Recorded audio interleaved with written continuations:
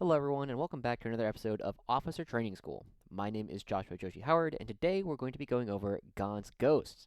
Now before we get into the actual meat of the episode, I do want to say I'm sorry I haven't read any of the books, and in fact I know almost none of the lore. The only thing I could potentially say is actually really big spoilers about the book, so I'll just refrain from saying that. I'll give you guys all a chance to read it, give myself a chance to read it, and then potentially later we could talk about it maybe down the line.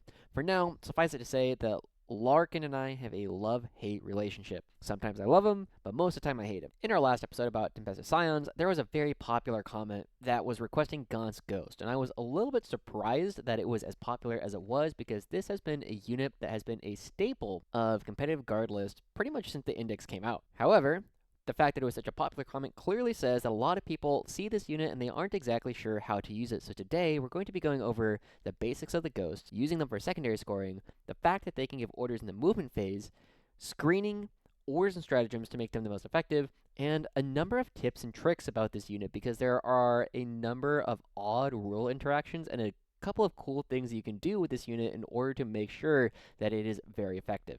So to start off with, Gaunt's Ghosts are one of the best scoring pieces in the game. This is partly because they have a rule that is commonly referred to as an up-down. They come up at the end of your opponent's turn, and then they can effectively deep strike, though it doesn't have the deep strike keyword on the next turn. They're also very difficult to remove because they have basically every keyword that you can possibly think of. There are a number of cool things you can do with Gaunt himself, with the orders, and damage 4 precision is a pretty neat weapon to have as well.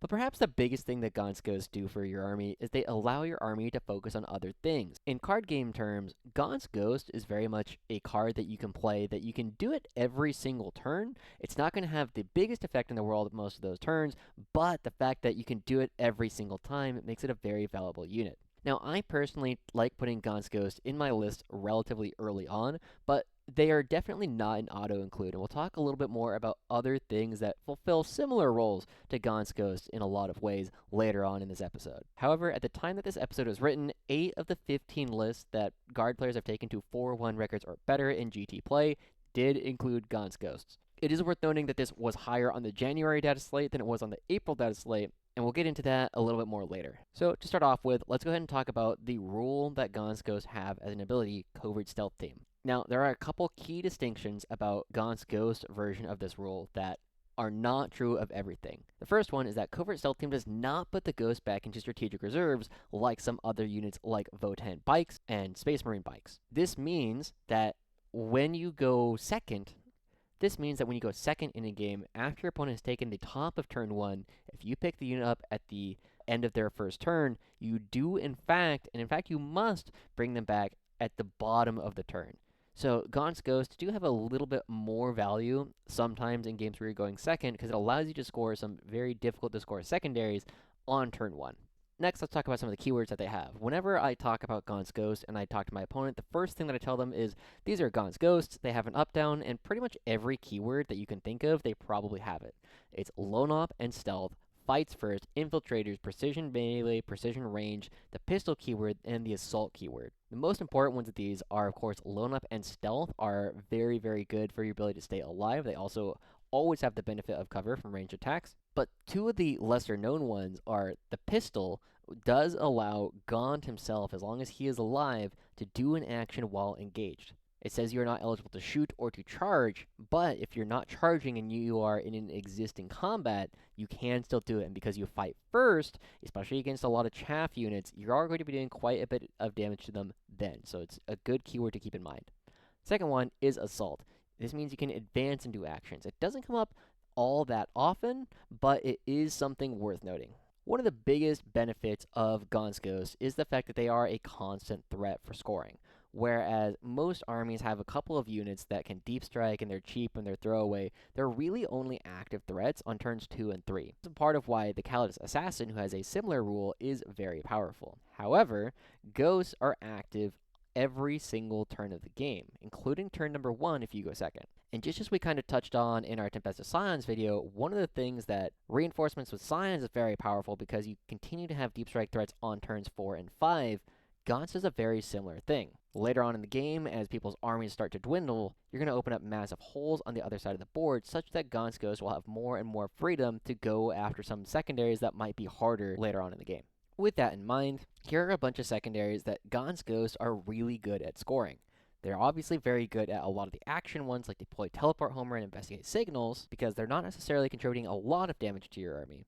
They're also really good for just standing in the right places, right? Behind enemy lines and engage on all fronts. You can usually find an area where you can drop in Gaunt Ghosts and just score a couple of extra points. There are some others that I list here that are a bit more difficult, so we'll go ahead and talk about how you can potentially take enemy objectives with this next. So for things like attempting target, storm hostile objective, or capture enemy outposts, Gaunt Ghosts are actually pretty darn good at this, especially because a lot of the times your opponent will be holding these objectives with only chaff, and Gaunt Ghosts are very good at cleaning up chaff. The biggest piece of math to remember here is that if you set up 9 inches away and go for a charge with Gaunt Ghost, hitting a 9-inch charge on one roll is about a 30% chance of making it. Re-rolling it gives you a 48% chance that at least the first or the second roll will have hit. You can improve this a lot if you choose to drop a Scion unit with them that is also 9 inches away, and the third charge that you could potentially roll with the Scions gives you about a 60% chance of at least one of these 3 charges landing. Thus, Gaunt Ghosts are a very good tool to at least threaten your opponent. It makes things like tempting target and storm hostile objective doable on a lot of boards where you would otherwise not think you would be able to. Another secondary that Gaunt Ghosts is surprisingly good at is assassination. Now, the biggest thing to note is that a lot of snipers in the game are damage 2 or damage 3, which is kind of useless, to be entirely honest. However, Gaunt Ghost, Larkin's Longlaz, has damage 4. And I've gone ahead and listed a bunch of characters that are in the game that are 4 wounds or less. All guard infantry characters and all Tau infantry characters and most nameless characters in other armies are very often only 4 wounds apiece. And with strength 5, it means that you're wounding a lot of them on 3s. Hitting on 2s, wounding on 3s. The biggest downside is that the Longlaz is only AP2. However, you can make this AP3 if you're actively looking for plunging fire angles. All of this said, though, a lot of these characters do have invulnerable saves, which means that the damage for a sniper is only killing a lot of these characters 30 to 40% of the time at best. It's not a reliable way to kill a character, but it is one that your opponent constantly has to think about, and I have definitely won multiple games killing off characters at the right time. Okay, now that we've gotten all the basic things out of the way, let's go ahead and start talking about some of the slightly more advanced tech that you can do with it. Now, as per the January 2024 data slate, Voice of Command now works either in the command phase or when an officer is set up from disembarking, reserves, or in our case, covert stealth team. This pairs very well with Rough Riders, Scions, and Khazarkan, because you can drop in with Scions, or you can go for order switching. Order switching is one of the main reasons why I bring Gaunt Ghost in a lot of my lists. If any of you guys watch any of the after-action reports that I do with a lot of my tournaments that I play in, I really love Attilan Rough Riders. Order switching is one of the biggest pieces of tech that Gaunt Ghost does provide. The basic way that it works is a regiment unit receives an order, usually move, move, move, in the command phase. And then, in the movement phase, when Gaunt Ghost comes in, at the end of the movement phase, they can replace the move, move, move order that the unit received previously and change it to a damage one. While this is typically good with something like Khazarkan or for Scions as they drop in, the real tech with this is with Rough Riders. Rough Riders already have a base move of 12 inches. Then, with move, move, move, they get a 15-inch move. When you drop in Gaunt Ghost and order switch them from move, move, move to fixed bayonets, they are now not only moving 15 inches, but they're also going in and their lances will be hitting on 2s. Doing all of this, you can give them plus 25% movement and plus 25% damage in the same turn, and it makes Attilan Rough Riders one of the punchiest units in the entire game. And importantly, because when you go in for these order switches, it is not an action or anything, it's just the voice of command roll that's going in. Gaunt Ghost can then proceed to act normally after order switching. Now, one of the things that you do have to think about with Gaunt Ghosts as you bring them in is how effective of a screen they are. Not necessarily in terms of screening for your tanks and things like that, but really screening out deep strikes. This is because Gaunt Ghost has a colossal footprint. Due to the unit coherency rule changing once you have 7 models, Gaunt Ghost does not need to dogbone. You can have every single model the full 2 inches apart from all the other models in the unit. That means that the footprint that they have is roughly pill-shaped, with 34 inches long and 19 inches wide. that's nearly a quarter of the entire board. And unless your opponent has access to deep striking closer than 3 inches, you can deny so much real estate from your opponent with just a single unit. Keep this in mind, especially on turns 2 and 3 where you have other units that you can potentially use to score secondaries. This means that Gaunt Ghosts can prevent your opponent from scoring a lot of these secondaries and also just sit around and take pot shots, taking up space. Okay, let's go ahead and talk about the orders and stratagems that you tend to use on Gaunt Ghosts to get the most effect out of them. By default, these are the 2 orders I give to Gaunt Ghosts more often than anything else. The first one is take aim. You never give this unit first rank fire, second rank fire, because they do not have any rapid fire weapons. And even though all the las carbines aren't the most effective weapons in the world, this really is effective on Bragg. Note that Bragg has a base ballistic skill of 5+, and with the take aim order, he has 4 autocannon shots that are now hitting on 4s, meaning that you're going from 1, maybe 2 shots to pretty consistently 2 hits with the autocannon. Additionally, make sure that you remember to use plunging fire when it's available by putting Bragg and or Larkin in particular 6 inches off the ground. The other one I tend to use quite a bit on Gaunt Ghost is if they have to do an action or be somewhere where they are intentionally not being seen, you use the take cover order to turn their 5-up base saves into 4-up base saves. And remember, because they always have the benefit of cover, it turns all of the Gaunt Ghosts from having a 5-up base save to functionally a 3-up base save. Other orders that you will sometimes give with Gaunt Ghosts is the first one is duty and honor. As we've already touched on, the fact that you can manipulate your objective control is very powerful. The only 2 times I really use this are 1,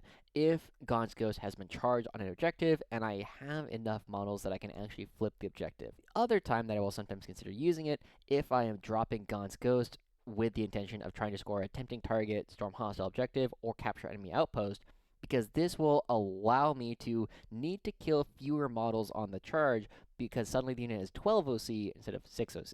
The last one, fixed bayonets, I'll only use maybe once every 3 games or so, especially because Gaunt and Cole already have a 2+ melee profile. This is for everyone else, but it does mean that the unit will kill, a couple of extra guardsmen or guardsman equivalents in melee. Talking about stratagems though, to be honest, I almost never use stratagems on Gaunt Ghosts, but these are some of the ones that I have used in the past.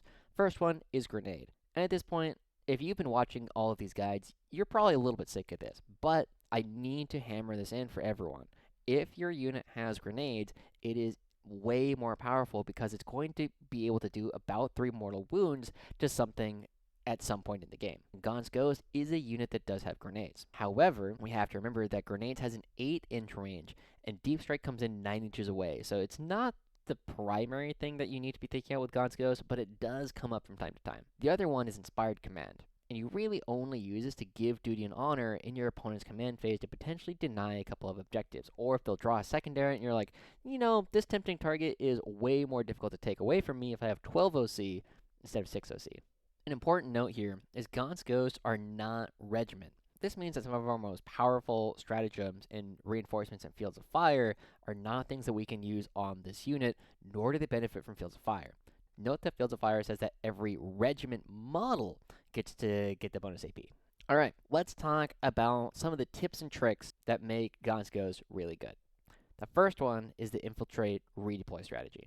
Now, in general, if you have Gaunt Ghosts and your opponent has infiltrators, when you do the defender roll-off, you will usually choose to be defender. And the reason why goes back to that massive colossal footprint that we were talking about that Gaunt Ghost has. If we win the defender roll-off, when we put down Gaunt Ghost, we block out nearly half of no man's land. And while a lot of other similar units that our opponents might have, like Space Marine Scouts, can do a similar thing, ours is special because we can redeploy them if we have Lord Solar. After we have screened out nearly half of no man's land, at the end of deployment, we can pick up Gaunt Ghosts and deploy them somewhere else. This is very strong against Tau, Tyranids, and Canoptic Court Necrons, who love using these different units to infiltrate. Now, it is important at this point to note that Gaunt Ghost is ultimately a very fragile unit, and they're going to be giving us a lot more in a given game than just being this infiltrate blocking unit. And so, what some players are starting to do is they are starting to bring Ratlings in to do a similar thing, but one that you don't care if they die.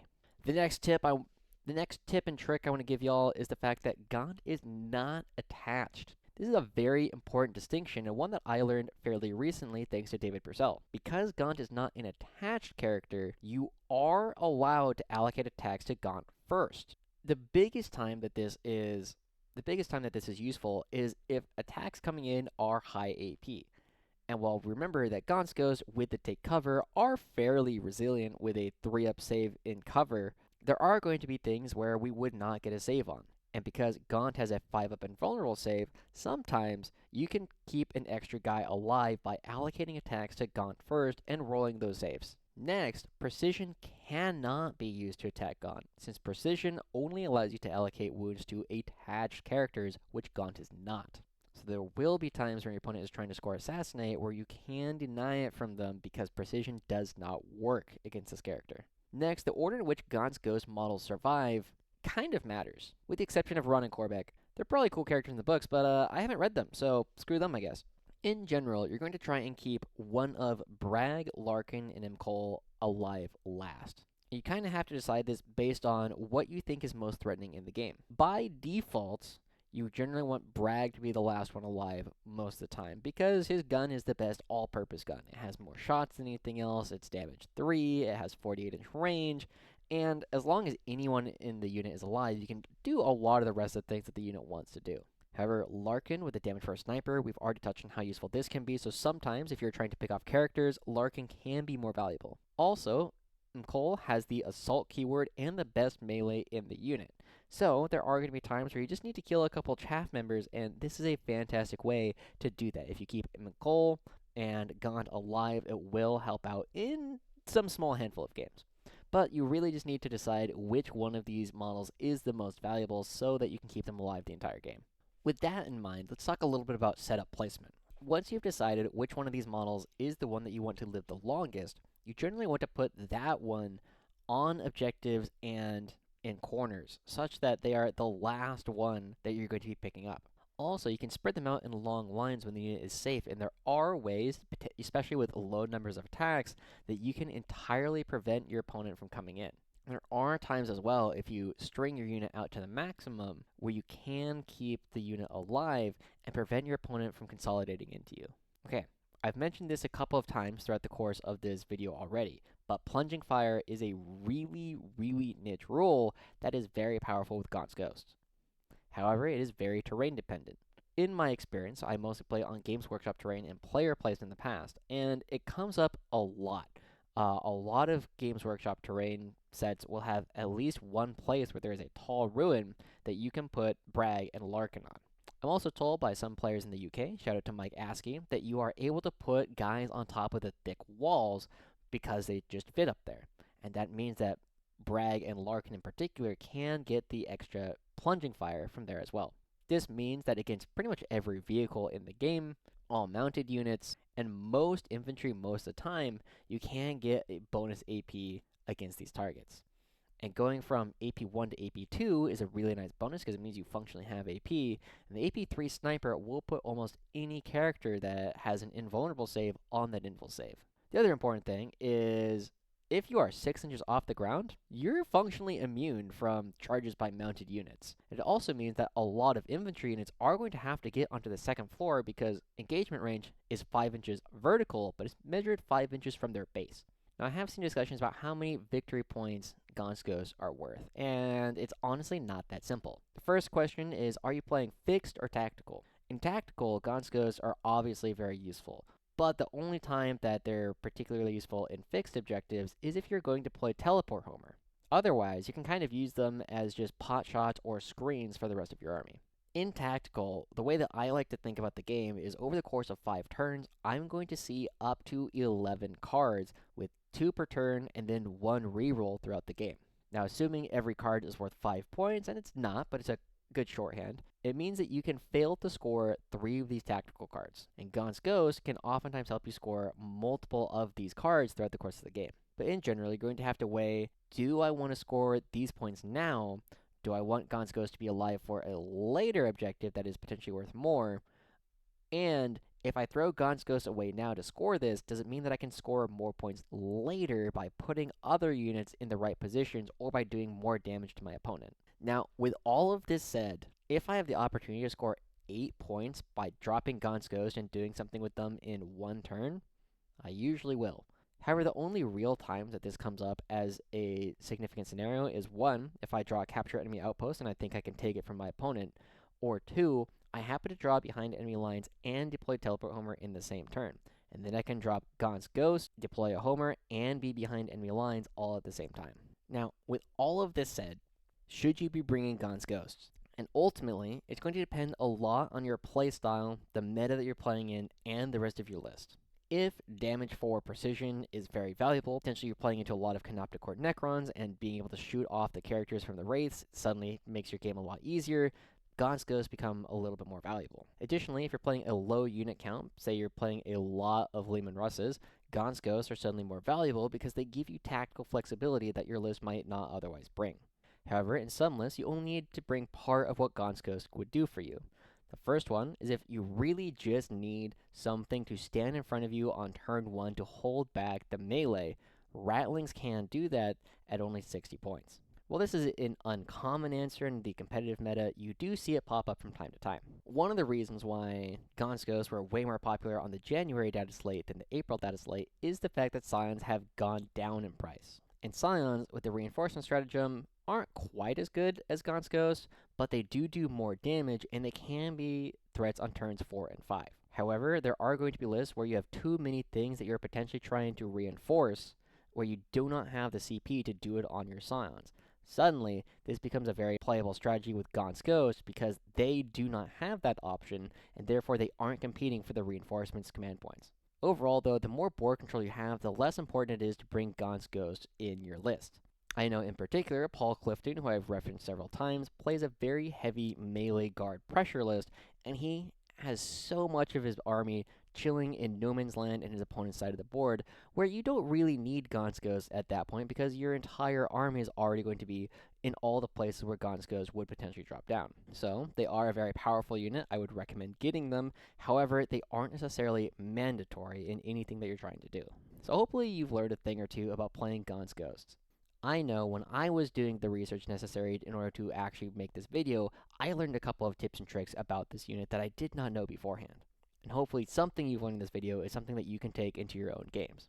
If you enjoyed this video, please give it a thumbs up, comment, and consider subscribing. We do a bunch of guides on different Astra Militarum units, and also I make after-action reports on the events that I go to, and hopefully try and teach you guys 1 or 2 places where I could have played better, and hopefully you won't have to make the same mistakes. Also, if you really enjoy what I do and want to help support me, please consider donating at the Ko-Fi link that I have linked in the description. If you're interested in a list review or potentially seeing the videos before they are released on YouTube, that is the way to do it. Lastly, let me know down in the comments or on Ko-Fi what unit you want to see in the Officer Training School next. With all that in mind, thanks for coming in to this episode of Officer Training School. My name, again, has been Joshua Joshi Howard, and we'll see you all in the next one. Bye-bye.